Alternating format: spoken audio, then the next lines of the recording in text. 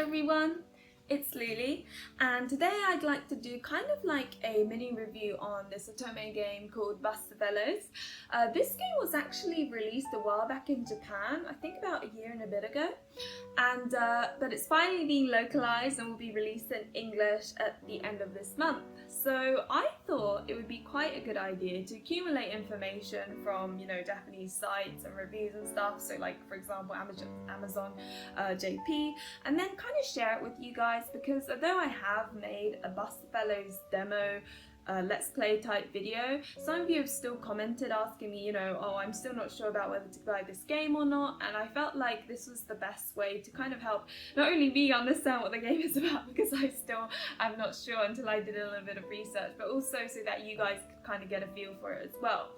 And so what I'll be doing is including, like the synopsis, things that you can find on the website, some character descriptions, so I'll put up like some pictures and stuff so that you see what you'll be romancing, people you'll be romancing, as well as, like good things and bad things I've heard about it, and like a general rating that I've seen around the internet.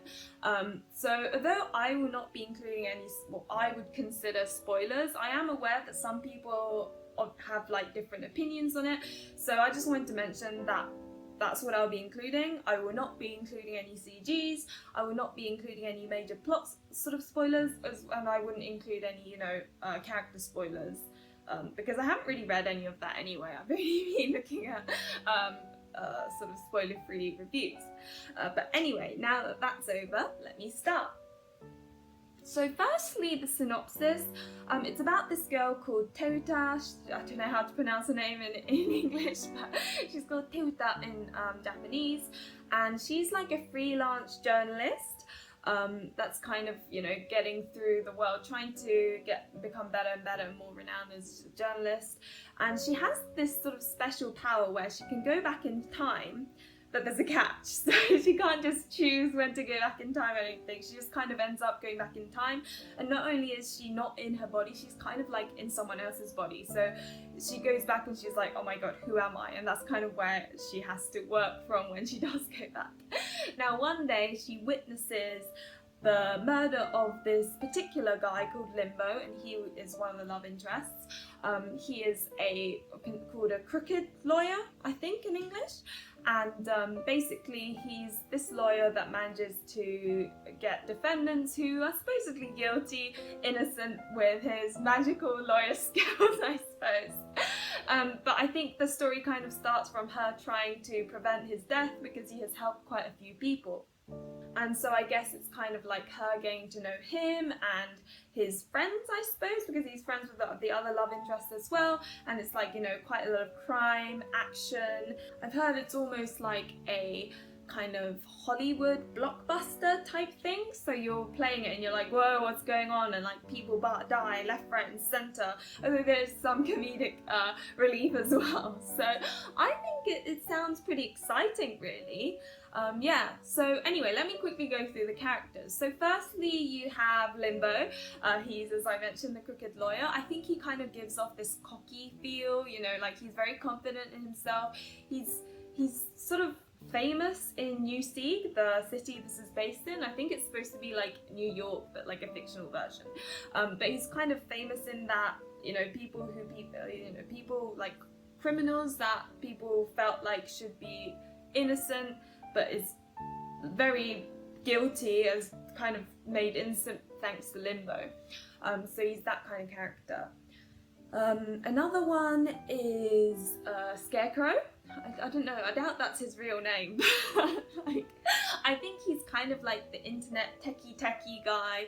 He's kind of considered like the underworld, the boss of the underworld. I can't remember if it was self-proclaimed or not, but I don't think many people know who he is, just know that he's kind of in control of a lot of things, and he helps out in his own way, although I'm not too sure of the details.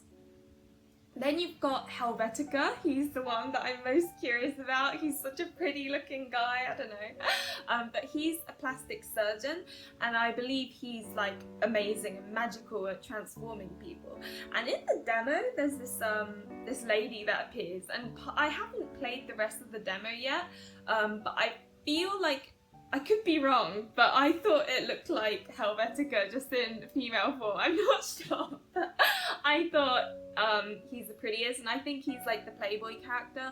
And unfortunately, I'm a sucker for the Playboy characters in otomegames. They're like slightly longer hair and flirty kind of atmosphere. I don't know, but I'm looking forward to playing Helvetica. Then you've got Mozu, who is this serious weirdo. I haven't come across a character that is, I mean, I've come across characters who are like him in terms of he's quite quiet, he's a little bit quirky, and I think he gives off like the cute aura. But I haven't come across any character like him in the sense that he's considered the professional of dead bodies, I think. And he's a coroner, and he's very good at figuring out why people have died. And finally, last but not least, and I think a lot of people are curious about this character, is Shu. He is the killer. I believe he hunts those who are killers. So he's like, you know, paid to kill killers, hence why killer. But the feeling I get from him is he's like a kudera character. He's quiet but has his like adorable moments. And I've heard that he's the most he's got the most romance in his roots. So in that sense, I'm really looking forward to him as well. And I think that covers all the characters. Let me quickly think about it. So there's Limbo, Helvetica, Scarecrow, Shu, Mozu. Yeah, I think that's it. And I don't know, I feel like they all have sort of their quirky feels, and I'm really looking forward to kind of experiencing all of them. None of them I'm not looking forward to anything like that. I'm actually looking forward to all of them, which is quite rare for me. There's always one or two that I'm a bit like, I don't know how I feel about it. So I'm very excited. Now, I looked up kind of like people's suggested order in which to play the routes, and a lot of people have said, you know, don't worry about it, play whatever character you want first. However, there were little bits of information on why people played the characters in the order that they did.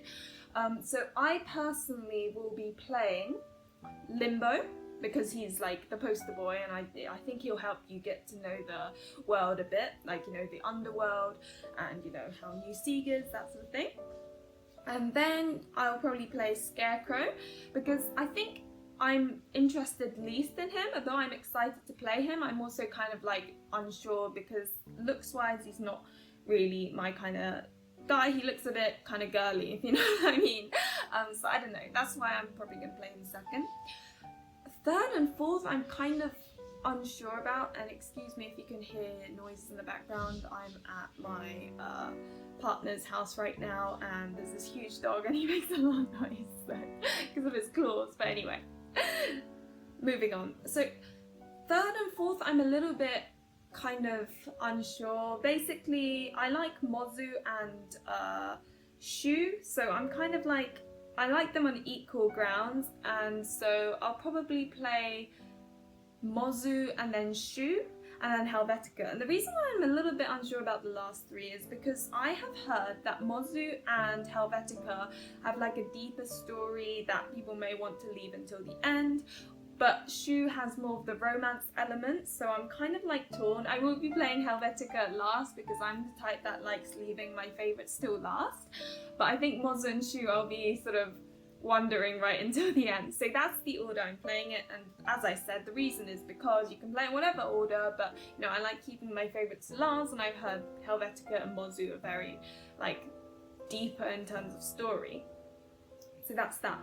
Now moving on to kind of how long the routes take, because some people have asked me this, and from what I've read, and of course this is based on people who are reading it in Japanese in Japan, but people in Japan have said that if you listen to all the voice acting, then it's kind of like, it takes about 12 to 14 hours for the common route, and once you finish that you branch into each individual character route, which lasts between 2 to 4 hours. So it's definitely one of those games where it's very story centric, with the character routes kind of being added on to the end. However, I have heard that it's very natural, and it's divided into side A and side B, side A being kind of getting over the problems that arise, and then side B being like more of the romancy elements.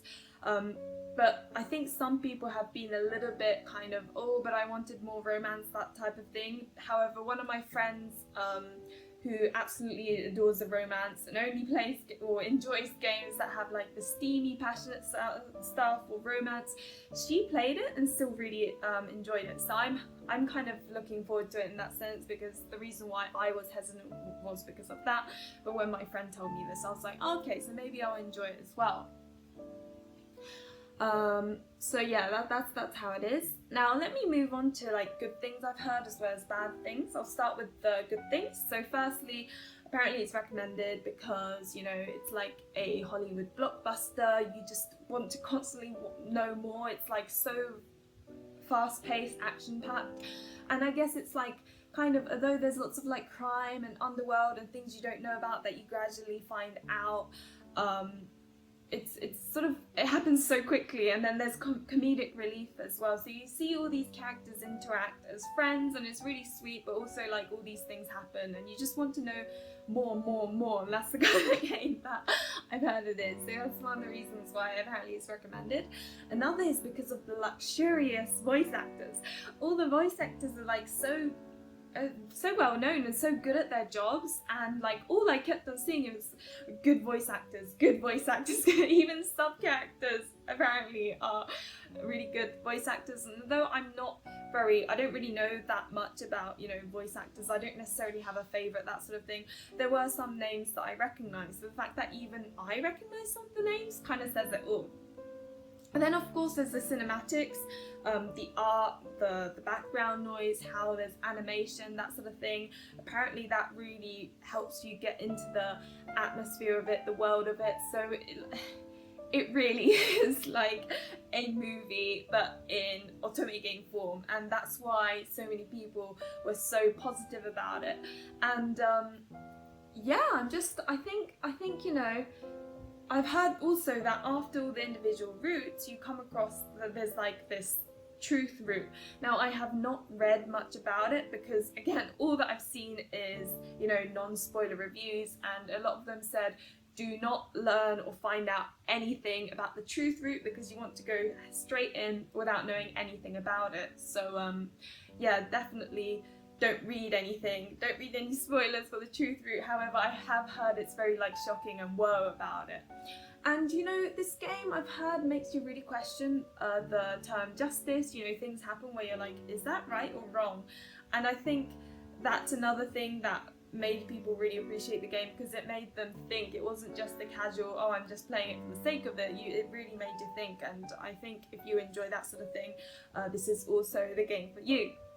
Now, things I've heard are negative about the game, but mainly in terms of the system. So, for example, one of them was that when you play the game, and I noticed this in my demo, Let's Play as well, is that normally you'd get to, you know, the options, and then you'd be able to like quick save and then quick load.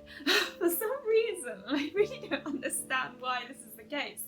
You can't quick save when the options come out. You have to quick save like a little bit before that. And I think that kind of bothered people because it's a bit finicky. Obviously, it doesn't affect, you know, the story. It's not something that's a major issue, but it's a little bit annoying. I guess the saving grace is that you can go back in the log, but as I said, it's just a bit finicky. Another negative thing people have said is that, you know, some people would have appreciated it if there were more romance. However, this wasn't really like a super negative thing. It was just more people's, it would be nice, if you know what I mean. And I kind of see that because I really like romance. However, I am kind of looking forward to it because the story side has been so hyped up and had so many positive things about it. And okay, the third, and this is probably the biggest issue people had, and it didn't ruin the game necessarily, but it bothered some people, was that basically, even when you put the voice acting off, when you skip parts, it would still play certain parts of the voice acting. Again, I don't think this affects gameplay necessarily, but it's one of those things that some people may be irritated by. So I just wanted to include those things because, you know, that would not really affect my opinion of the game necessarily. It's just more some minor nuisances. However, I understand that some people, this kind of gets on their nerves more, so I feel like I should include that in this review. But anyway, so that's that. I think I've covered most things. finally, I'd like to give it like a rating that I found online. Most ratings I've read were 4 out of 5 stars and above. Like, I think on Amazon it was 4.5. So clearly the majority of people who played this game, and I'm not talking about just Amazon, I'm literally talking about all the different sites that I've read through in terms of non-spoiler reviews. I have read so many and they were all sort of above 4 out of 5 stars. So I think that is quite a good indication that this is going to be a fun game to play. And there is a sequel that's going to be released in Japan. I don't know when, but they have planned the sequel. So I'm really hoping that if this is really good, like if this does really good in English as well, that they will please, I hope for it, release a localization, like they will localize the sequel as well. So I'm like, come on, hopefully it does that, I don't know. But yeah, so hopefully this review helped you kind of understand the game a little bit better. I would personally say this was an objective review because I have not played the game yet. I probably emphasized more on the good things, but that's because that's all I really saw apart from the negative things I mentioned. And yeah, literally the only reason I was hesitant when it came out in Japan was literally because I found out that the common route is quite long, and often that's an indicator of romance being a little bit, you know, smaller compared to other otome games. But judging by the reviews, even people who are not so keen on that were very positive about it. So that's why I was no longer hesitant in pre-ordering this game. I literally was like, pre-order? Okay, buy it. But anyway, again, hopefully this review helped. Remember to like and subscribe if you enjoyed the content, and hopefully I'll see you in another one of my videos. Thank you and bye!